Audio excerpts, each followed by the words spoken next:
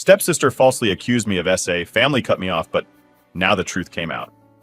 Alright, so this whole mess starts when I was 18, and honestly I still can't wrap my head around it. My stepsister Jade, who was only 2 years older than me, decided to accuse me of something really awful, like life-ruining kind of awful. I'm talking about the kind of thing that can tear up families and make people look at you like you're scum. It's honestly still hard for me to even say it, but she accused me of assaulting her. Not even just a little rumor or something she told someone quietly. It was a full-on calculated accusation. And the worst part? My parents, who raised me, who I thought knew me better than anyone, actually believed her. Let me back up a bit.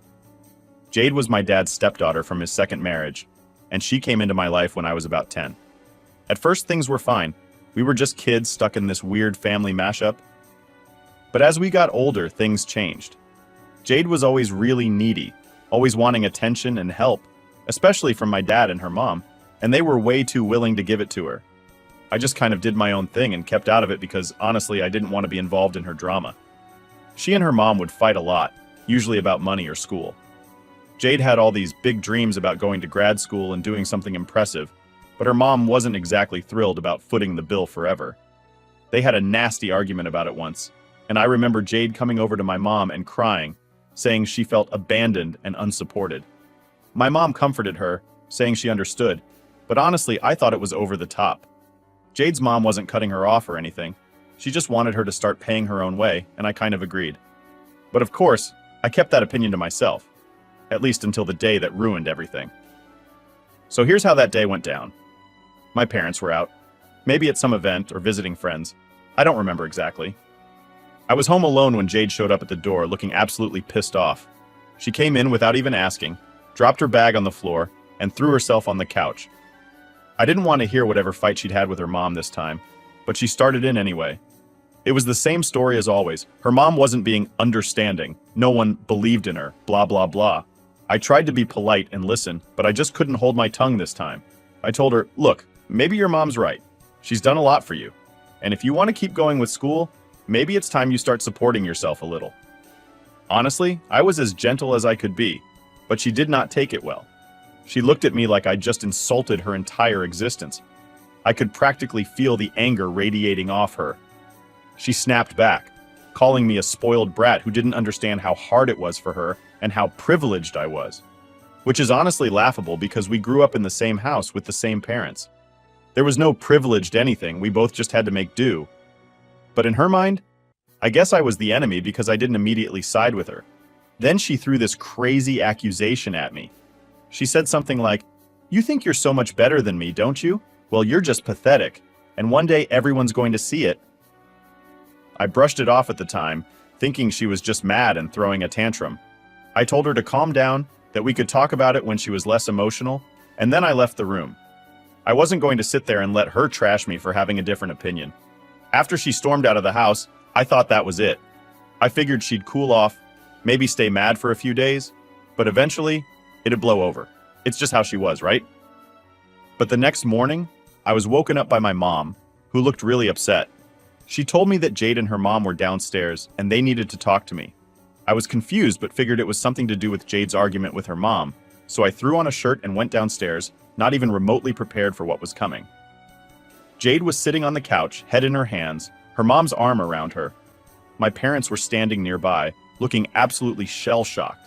The whole vibe in the room was tense, like something major had happened and everyone was waiting for me.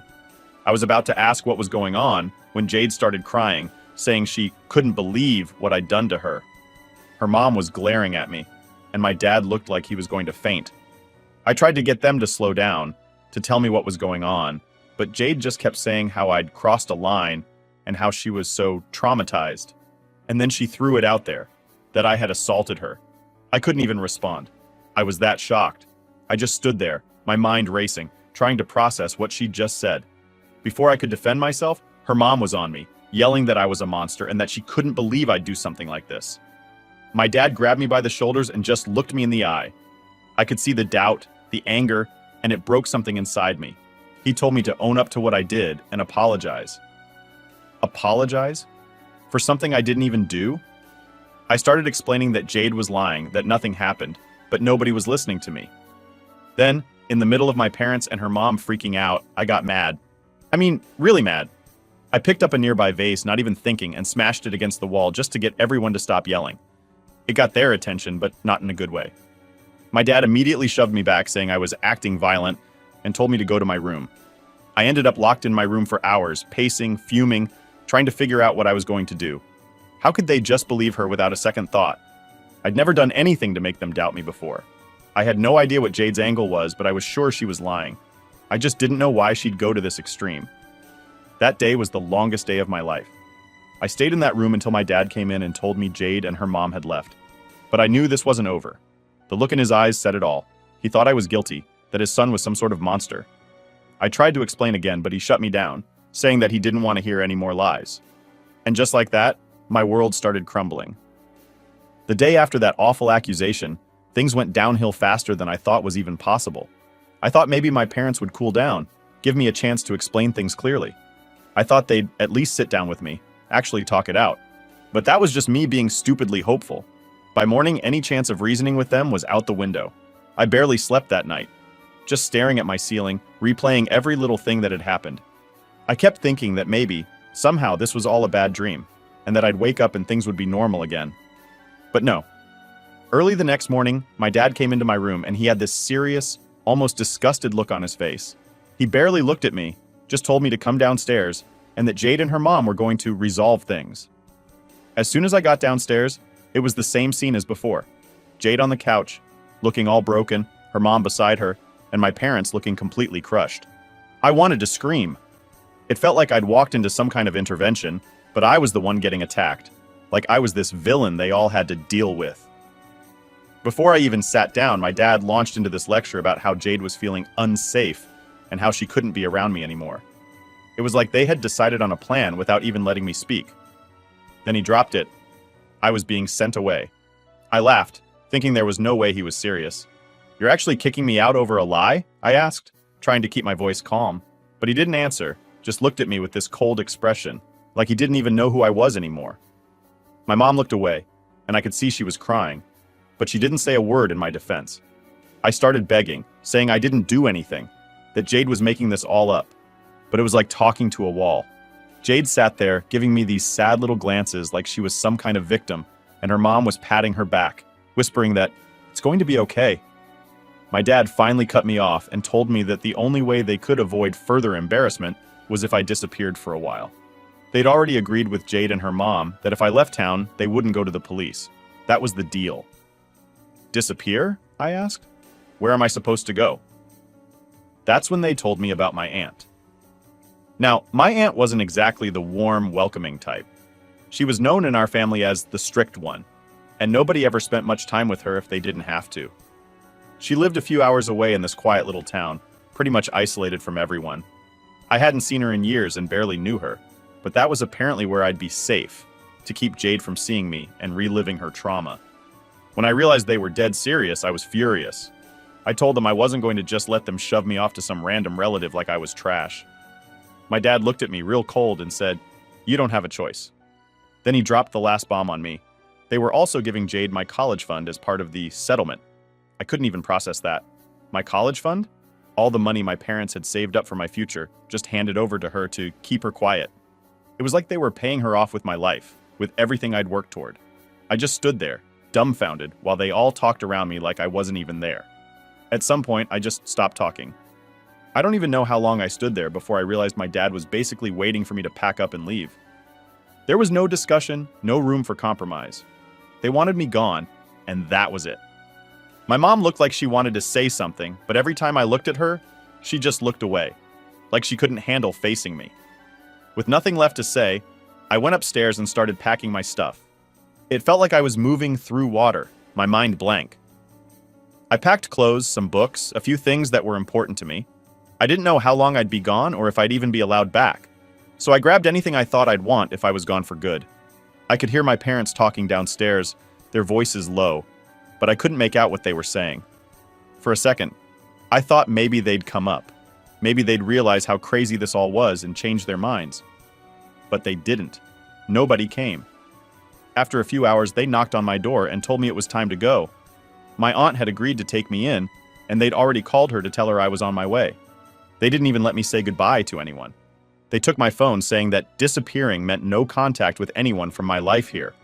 I had no idea how I was going to tell my friends, explain why I just vanished. It didn't matter to them. They told me to pack whatever else I needed and be ready to go in half an hour. I'd never felt so trapped, so helpless in my life. I walked out of the house carrying my stuff, and I could feel my dad watching me from the doorway, like he was making sure I was actually leaving. My mom was inside somewhere, not even willing to see me off. Jade and her mom had already left, and I remember feeling this strange sense of emptiness, like my whole life had just been erased in one day. The car ride to my aunt's was long and silent. My dad drove, and he didn't say a word the whole time. I think I must have asked him once, maybe twice, if he really believed Jade over me. But he just tightened his grip on the wheel and ignored me. I stared out the window, my mind a mess, and kept wondering what I was supposed to do now. How could I start over from scratch, with no support, no plan? When we finally pulled up to my aunt's house, it was like being dropped off at a prison. Her place was small, a bit run down, with this old fence around it, and it felt so isolated. I hadn't seen her in years, and now I was supposed to live here in exile, all because of a lie. My dad didn't help me with my bags, didn't even walk me to the door. He just said, "We're doing this for your own good," and left. Standing there, watching him drive away without looking back, I felt this intense anger bubbling up inside me. My own family, the people who were supposed to have my back, had thrown me away like I was some criminal. And for what? To keep Jade happy? To save themselves from embarrassment? I wanted to scream, to cry, to punch something, but I didn't. I just stood there, gripping my bags, feeling completely alone.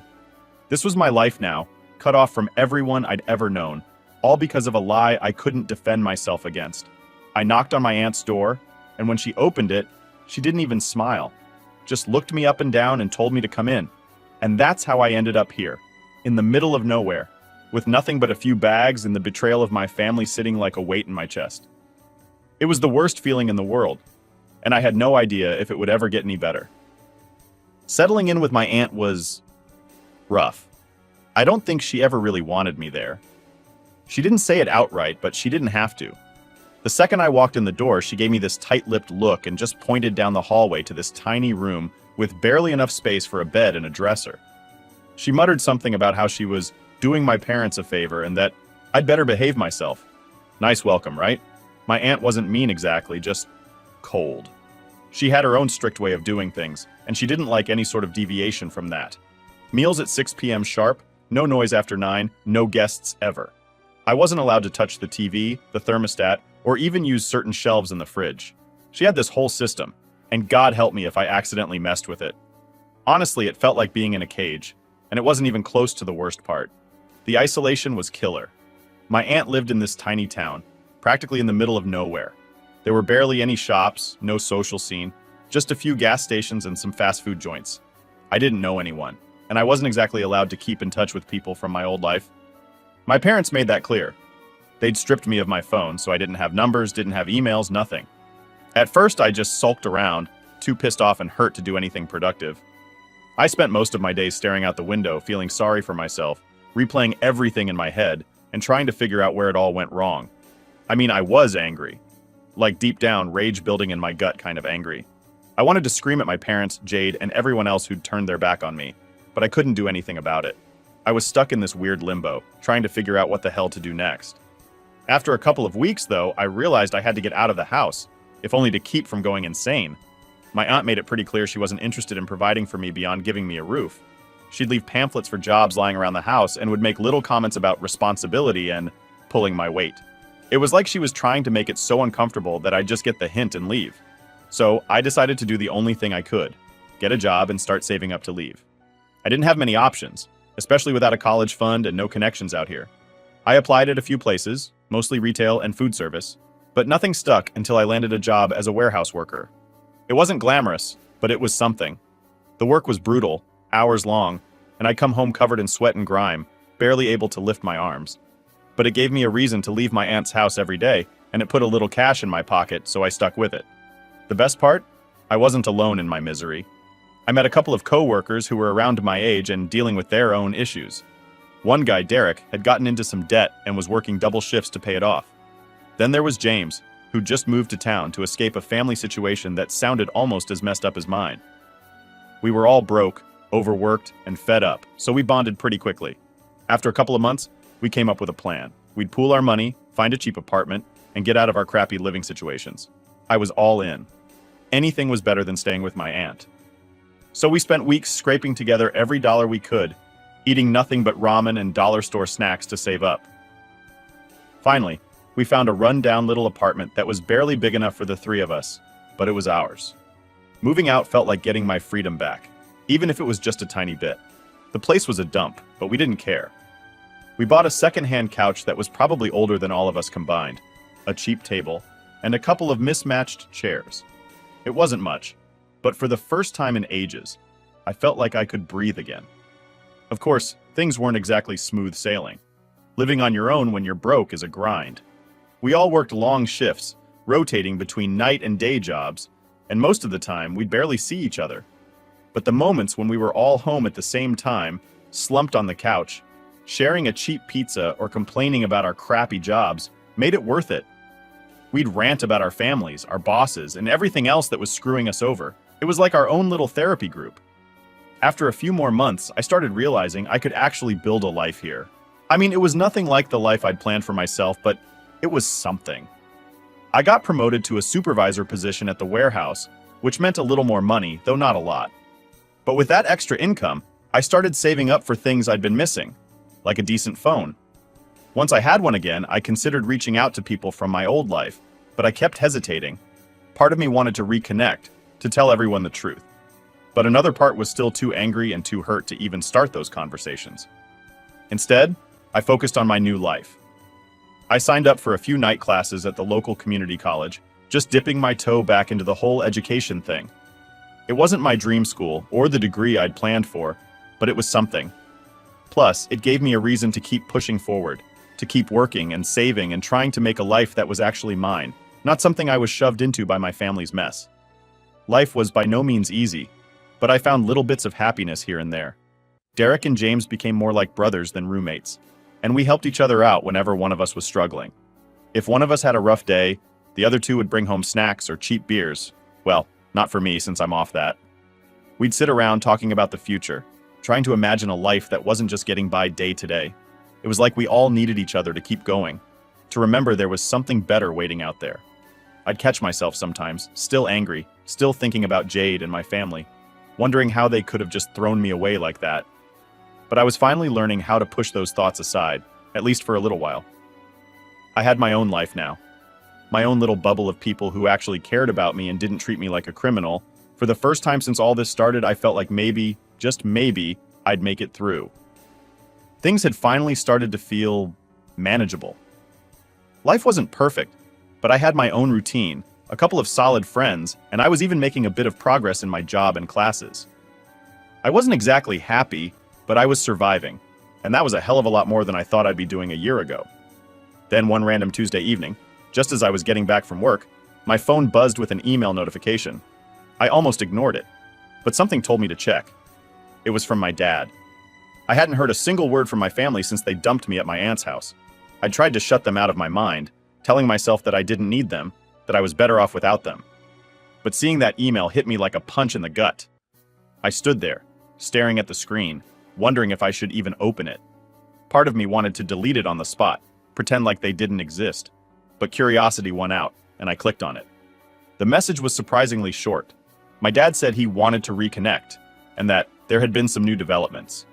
He mentioned that Jade had finally come clean about what happened, just like that. Like it was some small detail, like she hadn't turned my whole life upside down. My brain was scrambling to make sense of it. Jade had admitted she lied? As I kept reading, the story unfolded.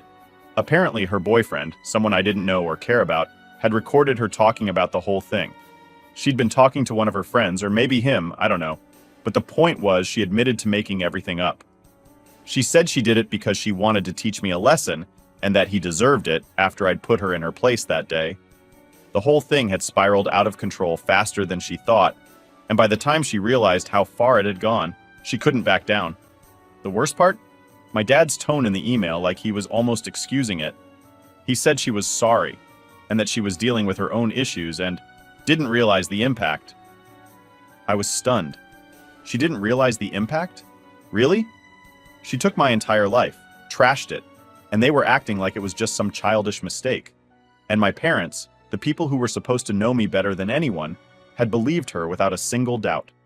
My dad finished off the email by saying he wanted to catch up and that he hoped I would understand and move forward. Understand and move forward. As if he hadn't abandoned me the second things got tough.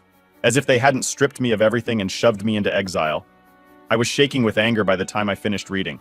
I didn't reply. I couldn't. I just sat there letting the reality of it all sink in. My friends, Derek and James, came home and noticed something was off. They asked if I was okay, but I brushed it off at first. I was too worked up, too angry, and I needed to process everything before I could even explain. That night, I barely slept, the whole situation replaying in my mind over and over. All the times I'd pleaded with my parents, all the times they'd looked at me like I was a monster. It all came rushing back, this time with a new layer of betrayal. The next morning, I told Derek and James everything. I started with the accusation, the abandonment, all the crap with my aunt, the warehouse job, and finally, the email from my dad. They listened without interrupting, their faces turning from shock to anger as I explained what Jade had done and how my family had treated me. When I finished, Derek shook his head, looking like he wanted to punch something. So, she just admitted it? And now they're acting like you should just forget it ever happened? Yeah, I replied, trying not to let my voice shake. Just like that. Like it was no big deal. James looked at me seriously. You should tell everyone. People need to know the truth. You've been hiding, man. You've let them control your life even after they cut you off. I knew he was right. I'd been living in the shadows, constantly looking over my shoulder, afraid to even reach out to old friends because of what my family might say. I'd been letting them dictate my life, even from a distance. But the thought of facing everyone, explaining what happened, it was terrifying. Still, as I sat there with Derek and James, a plan started forming. Later that week, I drafted a response to my dad's email. I kept it short, just enough to let him know that I was done being their scapegoat. I told him I wasn't interested in moving forward, unless it meant telling the truth to everyone. I needed my family to own up to what they'd done to me.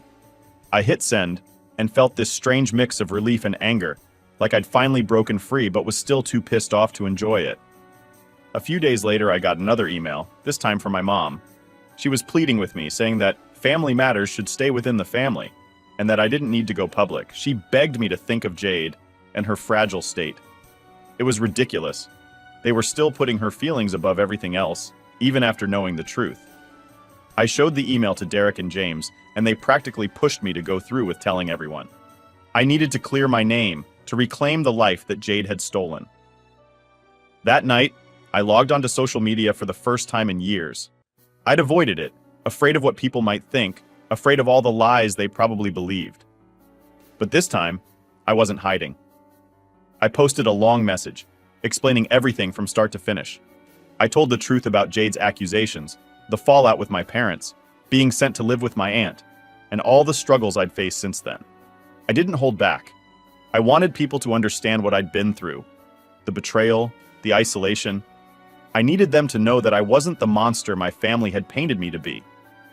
Once I hit post, I sat there staring at the screen, my heart pounding. For a moment, I regretted it, wondering if I'd made a huge mistake. But then, the responses started pouring in. Messages from old friends, distant relatives, even people I barely knew, all reaching out with shock and support. People were furious on my behalf, horrified at what Jade had done and how my family had treated me. It was overwhelming, but it felt like a weight was finally lifting off my shoulders. In the days that followed, the support kept coming. People were finally hearing my side, finally seeing the truth. And for the first time in years, I felt like I could breathe. I wasn't hiding anymore. The days after posting the truth were a mix of chaos and relief. My phone blew up with notifications from old friends, family members, and even a few acquaintances I hadn't talked to in years. People were shocked, furious, supportive, confused. It was all over the place, but it felt good, like people were finally seeing my side. For the first time in a long time, I didn't feel like I was drowning in a lie. Some of the messages were from family members who had known something was off, but hadn't put it all together until they read my post. A few apologized, saying they were sorry they hadn't reached out sooner, that they'd believed whatever story my parents had fed them. Some relatives even mentioned they'd been told I'd moved away to clear my head after some personal problems. The cover-up had been a lot deeper than I'd realized, and my anger only grew knowing how much they'd lied just to keep me quiet and make themselves look good. Then there was the other side of it. My parents and Jade's mom were furious. I got emails from them telling me I'd betrayed the family and ruined Jade's life. They accused me of dragging up old issues just to hurt everyone, and even said I was being cruel for doing it while Jade was struggling. To be honest, reading their messages didn't even faze me anymore. It was the same stuff, over and over, them putting Jade's feelings above everything else. They were so blind to the damage she'd done that they couldn't see how absurd they sounded, defending her when she had literally lied to ruin my life. I decided to block them all. I was done. I'd given them every chance to come clean, to admit they'd been wrong, and instead, they doubled down. I finally had control over my life, without them constantly interfering or making me feel like I was somehow to blame for everything. After everything came out, Jade's life went downhill fast. The support she had from people, gone. Once the truth spread, everyone in our hometown knew she'd lied about something that serious, just to wreck my life and get her way. It didn't take long for word to reach her friends, teachers, old classmates. Everyone turned their backs on her. People started treating her like she was radioactive, and honestly, I can't say she didn't deserve it. Jade's mom was absolutely horrified. She'd gone along with her daughter's story from the start, believing every word, and now the whole town was looking at her like she'd raised some kind of monster. Eventually, she couldn't take the shame or the fallout. People were telling her outright that they didn't want anything to do with her as long as Jade was in the picture. Her mom tried to smooth things over with apologies here and there, but it didn't matter. The damage was done. People were disgusted. The more everyone found out, the worse it got. Finally, Jade's mom reached her breaking point and disowned her. I think it was a mix of shame and resentment. She probably felt used too. Her own daughter dragging her into this mess, making her look like an enabler to something so awful. It's not easy to come back from that. Jade was left with no one in her corner.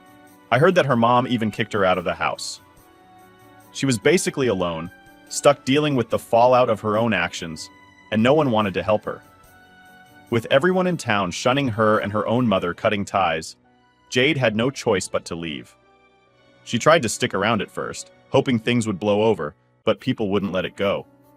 Everywhere she went, she'd get stares, whispers, people talking behind her back. She tried to apologize to some people, but they just turned her away. It became clear that she couldn't stay, not if she wanted any shot at a life that didn't involve constant judgment and isolation. Eventually, Jade packed up and left town. I'm not sure where she went, and to be honest, I don't really care. She had her shot, and she chose to ruin my life instead. Now she's the one dealing with the consequences of her lies. And from what I hear, she's completely on her own. With all of that finally behind me, I started focusing on the life I'd built here. Derek and James were there through the whole thing, keeping me grounded and reminding me that I wasn't alone. After years of feeling like I didn't have anyone, it was strange but comforting to realize I had people in my corner. We'd been through so much together in that crappy little apartment, and now that things were settling down, I felt closer to them than ever. Around that time, I started talking to some friends from my old life who'd reached out after my post. A couple of them had moved to a nearby city and invited me to come visit for a weekend. It was weird at first, like stepping back into a life I'd left behind, but it also felt good. They were genuinely interested in what I'd been doing, asking about my job, my classes, and the friends I'd made. There were no pity looks, no awkwardness. They just seemed happy to have me back. That weekend made me realize just how much I'd missed having a normal social life. People who knew me from before everything went to hell. It was like a piece of myself I hadn't realized I'd lost was finally falling back into place. The best part was that I could finally be open about everything. No more secrets, no more hiding. My friends got to hear the real story, not the one my family had twisted and spread around.